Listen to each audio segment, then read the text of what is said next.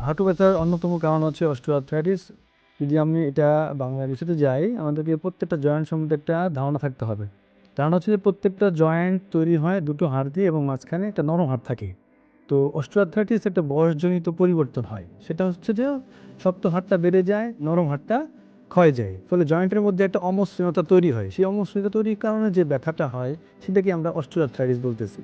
তো এই অস্টিওআর্থ্রাইটিসের একটা পেশেন্ট আমাদের কাছে কী নিয়ে প্রেজেন্ট করবে? সেটা হলো যে তাদের হাঁটু ব্যথা থাকবে, বিশেষ করে নিচে বসলে, নামাজের যে ভঙ্গিমা, লো কমোডে বসলে যে ভঙ্গিমাটা হয়, তখন ওই পজিশনে থাকতে ব্যথা কষ্ট পাবে এবং রিক্সায় উঠতে নামতে, সিঁড়ি বাইতে সে কষ্ট পাবে এবং বিশেষ করে বয়স্কদের এই রোগটা বেশি হয়।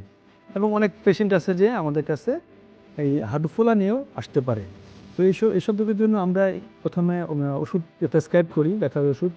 যদি ওষুধ কাজ না হয় তাহলে আমরা ফিজিওথেরাপি দিই। ফিজিওথেরাপি যদি কাজ না হয় তাহলে জয়েন্টের মধ্যে ইন্ট্রা-আর্টিকুলার ইনজেকশন দেওয়া যায়। সেরা ডাক্তার, সেরা হাসপাতাল, খাজা বদরুদ্দোজা মডার্ন হাসপাতাল।